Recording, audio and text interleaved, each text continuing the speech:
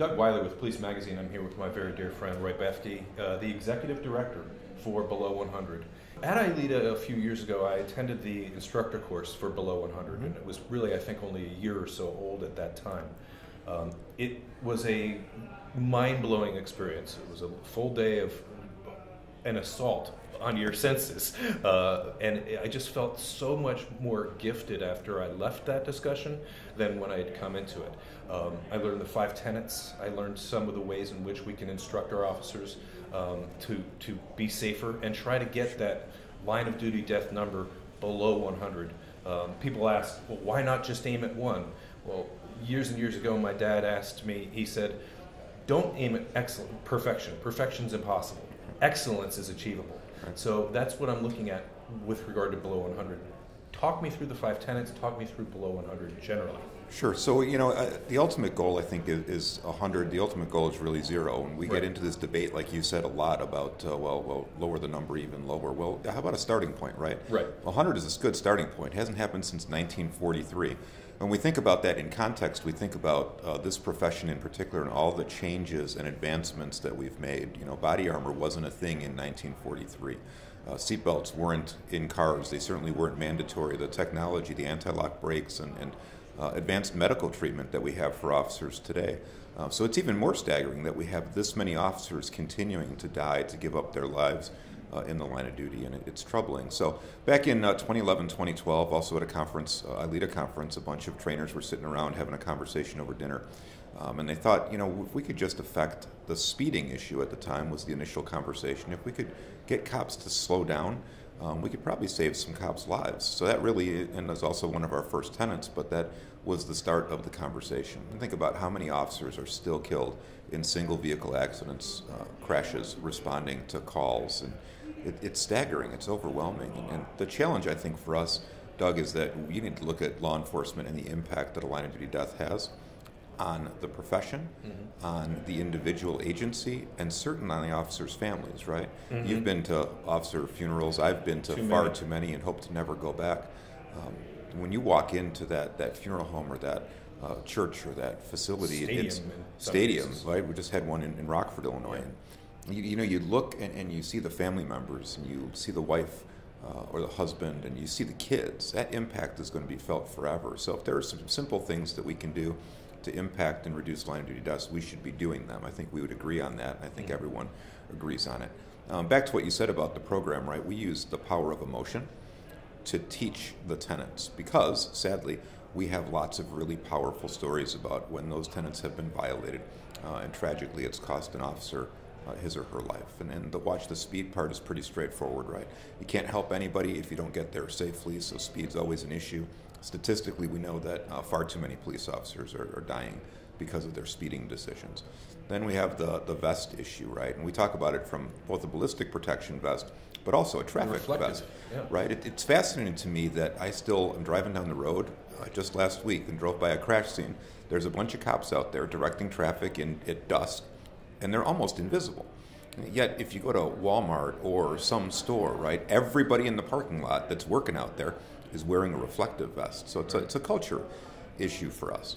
When we look at all the options of things that can kill us, the vest, I think, is the most obvious conversation that people always have, the ballistic vest. And think about how that technology has changed, yet there's still a very large percentage of police departments across the country that don't provide ballistic protection to their officers. So what do we do about that? Yeah, and then there's officers who, in warmer states, say, oh, it's just too hot today, I'm not going to wear it. Right. Well, today might be that day, right, when you get into a shooting. So, right. The tenets are, and the way in which the tenets are instructed are what Brian Wills calls, there's a difference between simple and easy, right? They're simple, but they're not necessarily easy. Getting an officer to use their safety belt, when they're in the vehicle, I know you need to get out of the car right quick as soon as you get to but you can do that at 5 miles an hour, right? And so the excuse that, I need to be able to get out of the vehicle more quickly, well, that fraction of a second really doesn't really matter.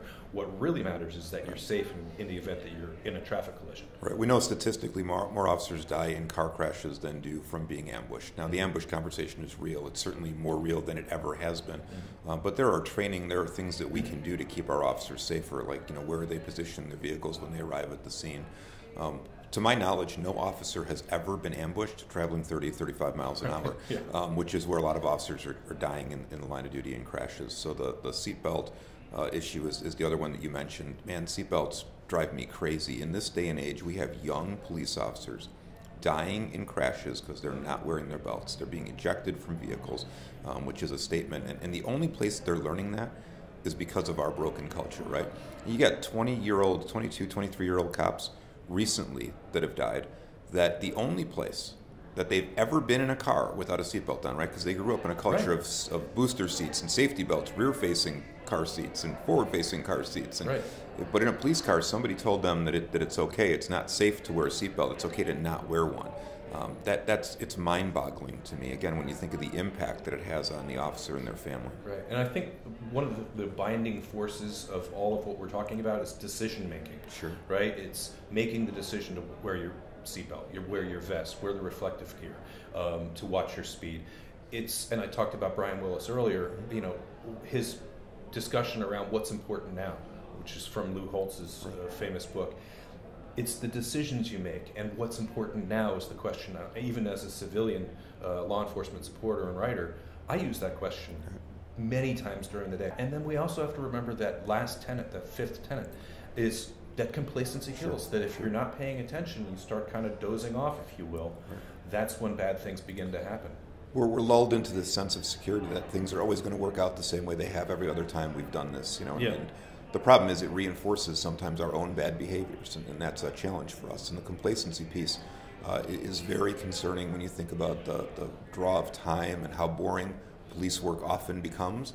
It's easy to get complacent. The reality is that when you look at officers who have been recently killed in the line of duty, those are instantaneous things that just happened. And it goes back to the idea of let's get below 100 before we try getting to zero.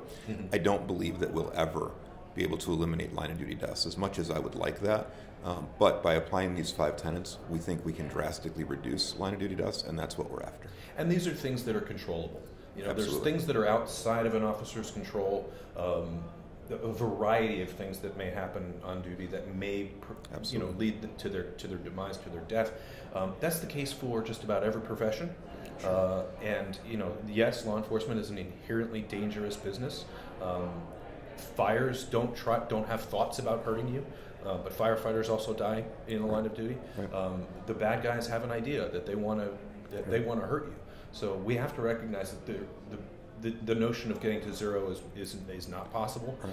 We can't get to perfection. We can, however, get to excellence, and it's all about officers making the right decisions for the right reasons at the right times.